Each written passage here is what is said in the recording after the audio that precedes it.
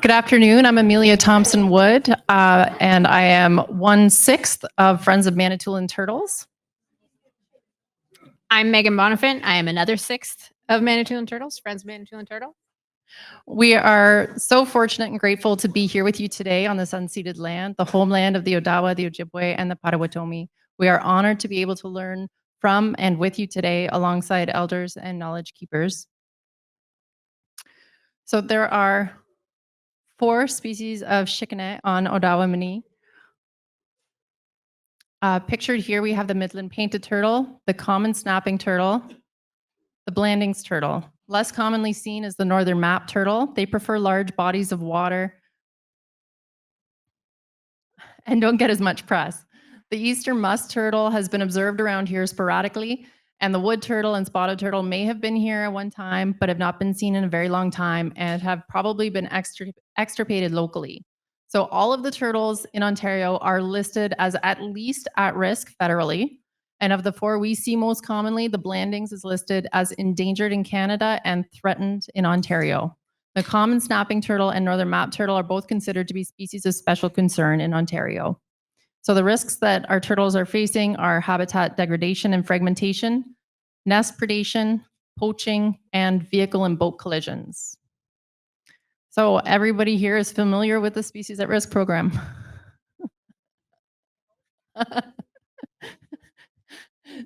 So they've been hard at work for many, many years protecting nests and installing exclusion fencing and raising awareness with signage and education. We see here the nesting enclosure constructed at the marsh and one of the beautiful signs installed on the trail. Friends of Manitoulin Turtles began in January 2023 with the goal of expanding the good work being done here to reach all of Manitoulin Island. So what did we start with? We decided to start with gathering information. Where were people seeing turtles on Manitoulin?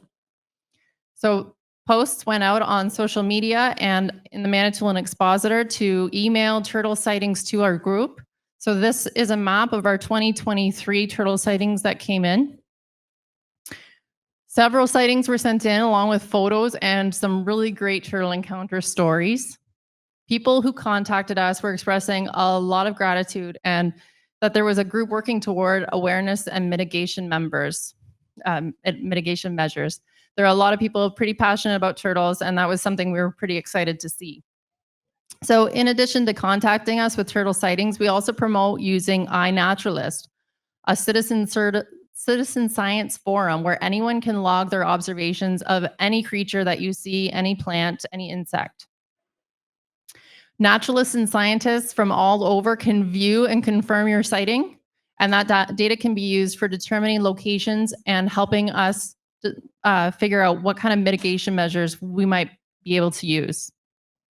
So we were fortunate to kick off turtle season at the beginning of May with Turtle Protectors Turtles on the Move parade in Toronto, which saw city streets closing down.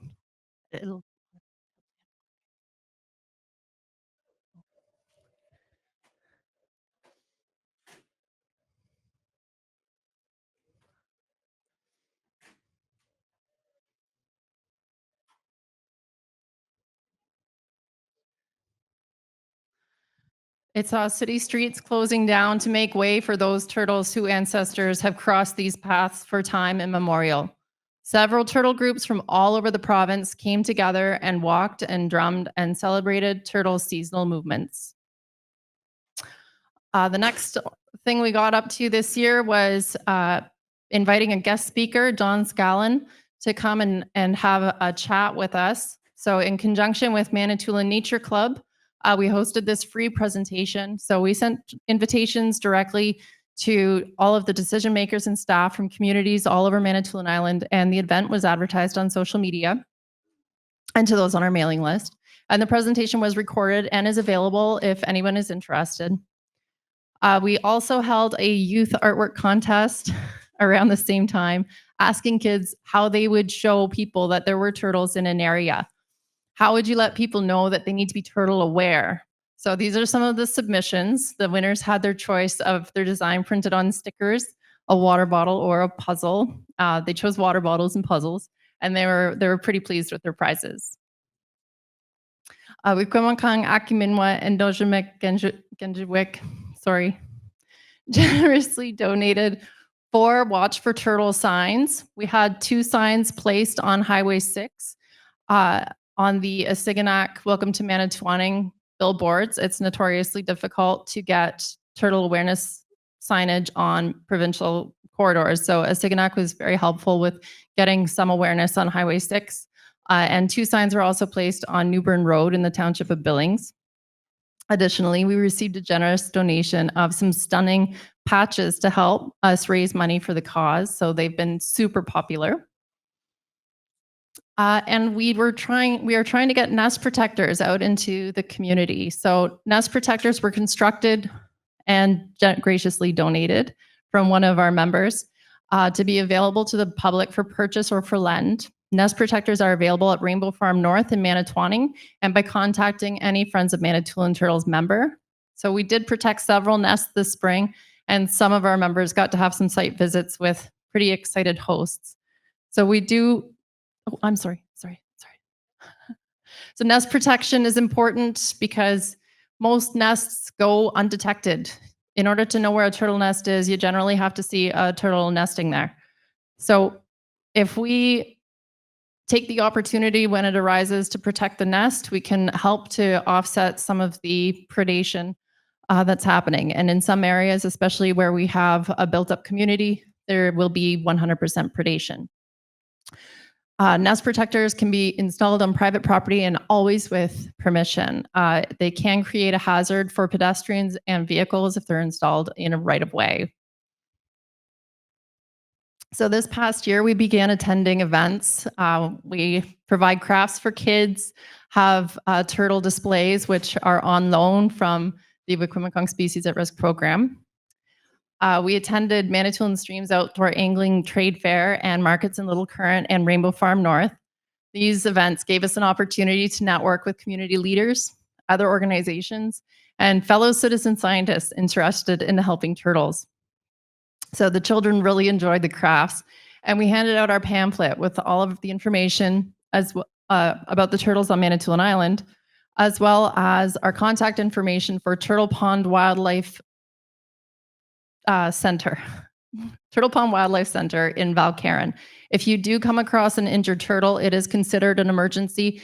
Even if the turtle looks like it's deceased, they're masters at hiding their injuries, and they will just lay there, and they could very well still be alive. So if you do find a turtle, please contact Turtle Pond Wildlife Center and see if you can arrange to get the turtle there and get it some help. So we gave demonstrations on how to safely move turtles across the road, and we did have nest protectors and merchandise available. Having turtle models available to show members of the public how to identify the different turtle species is tremendously important to help them send in turtle sightings of their own in the future. So turtles don't stay in one spot, and neither do Friends of Manitoulin Turtles. So we created a mobile wetland and visited Gore Bay Harbor Days, Haw Eater and Little Current with a parade entry, and Providence Bay Fair and the Manitoulin Fall Fair. We had the opportunity to talk to hundreds of people from all over, and it really helped us to understand the general attitude toward turtles. Some of the questions were, why are turtles important? I see lots of turtles. Are turtles in trouble? Can I move a turtle from the road? And if so, how? So we had lots of people talk to us about turtles they also had as pets. Turtles make notoriously poor pets, and in many areas, pet turtles are released into the natural environment. Up here, they may not survive the winter, but in other areas, former pets have adapted quite well, and they compete with other species for basking areas and for food. So we've also been engaging with researchers and other organizations. We have been working with Dr. Chow Fraser from McMaster University, Dr. Litskis from Laurentian University, and Scales Nature Park in Oro-Medonte. So here are some of the members of McMaster University students flying drone footage from the wetland complex between Turtle Lake and High Falls. The team also conducted eDNA testing near Sucker Lake to give us an idea of the different species in that area. There's a lot of turtles crossing Highway 6 from Manitoulin up to Shigwinda, and we really want to get a better idea of which species might be using that corridor. Dr. Jackie Litzkis from Laurentian University has agreed to speak with us on her team's ongoing research into turtle populations, conservation, and road ecology. And Dr. Litzkis was part of the study of a mass die-off of Blandings turtles in Misery Bay about 10 years ago. So some volunteers with Scales Nature Park reached out to us as they were going to be in the area this past summer, and we were able to connect with them. Scales, as part of the Saving Turtles at Risk Today, or START project, operates a reptile boot camp where participants can receive extensive training on turtle identification and survey methods, and they also retrieve eggs from roadsides and other hazardous locations to incubate and release. So if there's anyone out there with teens who are interested in helping turtles, they do offer free housing, and if you volunteer for a period of time after training, there is no fee for the entire boot camp. So turtle nesting enclosure, we're preparing for a turtle nest enclosure to be constructed before the 2025 nesting season. So we had a site visit with the property owner, and Theodore helped us to determine a location for the enclosure. Preliminary site work began this past September, and several predated nests were discovered throughout the property. If I had to estimate, I'd say that there is probably 100% predation, and this is not a densely populated area by any means.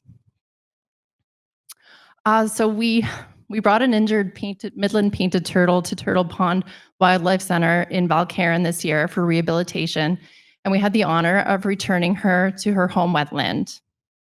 The turtle's injuries were likely from a car straddling her while she crossed the road, and she flipped over with enough force to break a piece of the carapace or the top shell.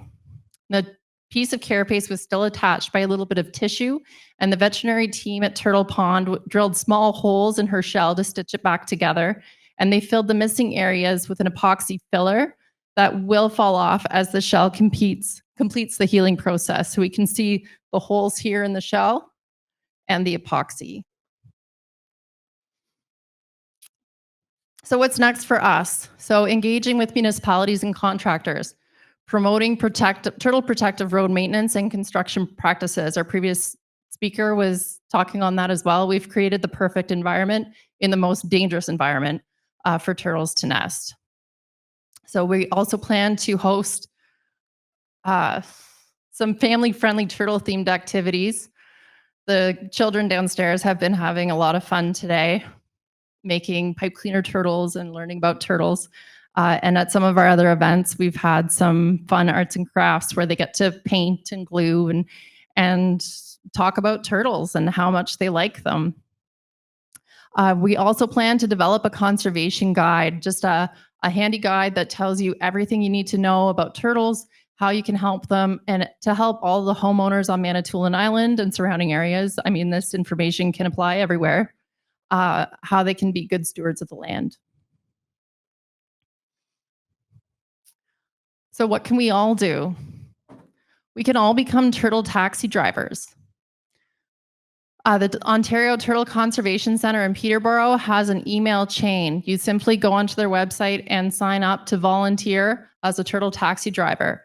If you're going on vacation and you're passing through any small town, there could be a turtle there waiting for a relay ride.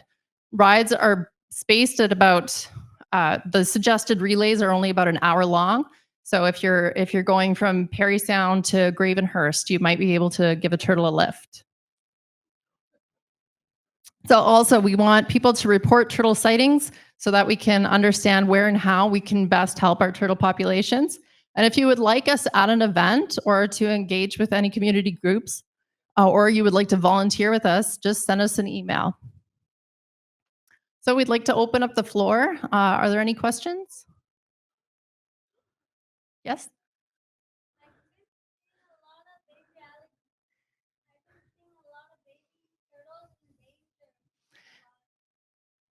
Yeah, the baby turtles are extremely vulnerable. Where do you see them? Oh, that's really scary. Well, baby turtles are really an important part of our food web because a lot of animals do depend on them for food. But it can be really scary if you see them hurt, hey? So if you see an injured turtle, you can call Turtle Pond Wildlife Center and they can maybe help it and rehabilitate it.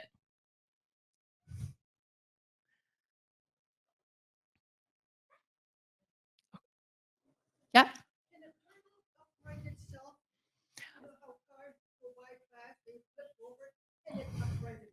They are actually really good at uprighting themselves. So this turtle, even after she was injured, she was so vigorous and strong that she was able to flip herself back onto her right side. I mean, different. It would be species dependent. A large snapping turtle might not have the strength to do it because of how heavy their top shell is. But turtles are pretty agile. Yes.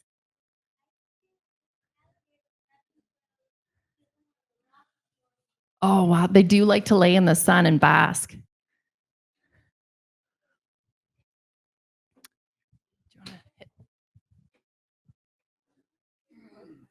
Oh, it's okay. There's a video.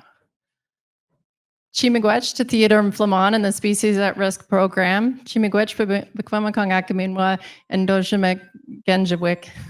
Chimigwech SHKAKAMIK KWE.